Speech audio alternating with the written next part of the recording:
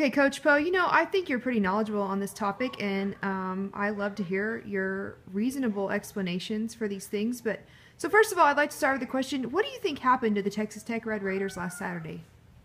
Well, they played a good UTEP team. They had a really good quarterback, a guy who was playing with a lot of motivation, with previous history with Coach Kingsbury from his time at Texas A&M, who maybe some know, some don't know, but the starting quarterback at UTEP had previously lost his job to one Johnny Manziel at Texas A&M, and the offensive coordinator at that time was Cliff Kingsbury. And so obviously any competitor thinks it should have been their job, but for whatever reason they went different ways, and he ended up at UTEP and playing Texas Tech last Saturday at a really awkward time for most people in Texas. It was like a 10 o'clock start, and I know that it was tough for me to stay awake to watch. And players get like a game clock in their head of when they should play, and so that's part of being a college athlete, is being able to play at different times, whether it's 10 a.m. in the morning or 2 p.m. in the afternoon like Tech will have tomorrow, or 10 o'clock at night. And so you want to be able to perform at your highest level at a certain time during the week, and college athletes have to be ready all the time. So that, coupled with, the Sun Bowl is a huge place to play. It's a big stadium, and UTEP for the last couple of years have gotten on a roll and gotten behind their team, and so it's a non-conference game, and Tech's offense started slow and got going little by little, and the defense still has a long way to go.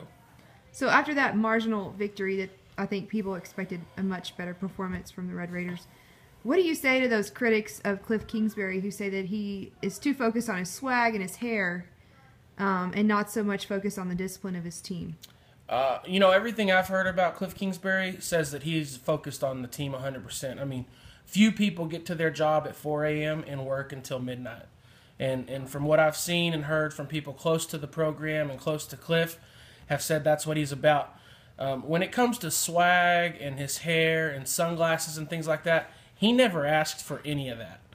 That's one of the things that outsiders have put on him. Our coach is sexier than yours, or hotter than yours.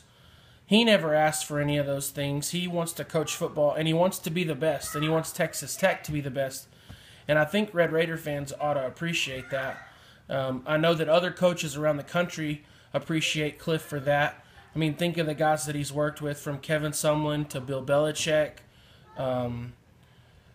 Just the list goes on of huge name coaches who hired him for a reason, and the reason is because he's a great football mind, and he's a great motivator. He's a player's coach with great knowledge of the game. And so keep in mind, folks, this is year 2 of being a head football coach at a major university.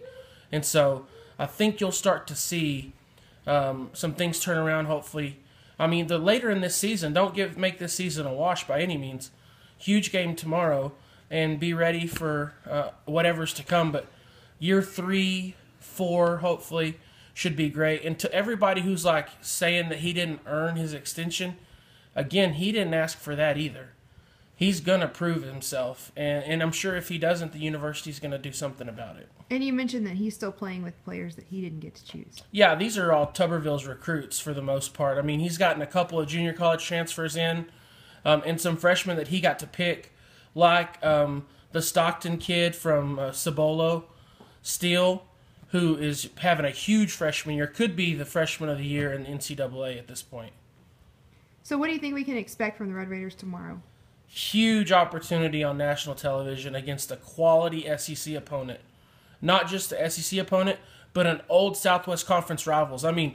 Old Texas Tech football fans are going to come out of the woodworks for this game, because Arkansas used to be a Southwest Conference rival. This was a huge game for Texas Tech year in and year out. Big ups to Tech for bringing out throwback jerseys tomorrow. Huge support Cotton game. They're going to have everybody. Really, this is the Jones home opener for me. I know they opened against Central Arkansas and got out by the 1-touchdown win, but this game will be huge. I expect the students to be in full force. The Jones is going to be rocking.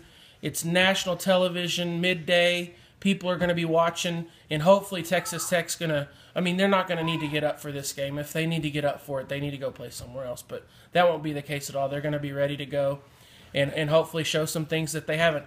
I look at this game like last year when Tech played Oklahoma in Norman as being a big game on a big stage against a quality opponent and do some really great things that most people don't expect.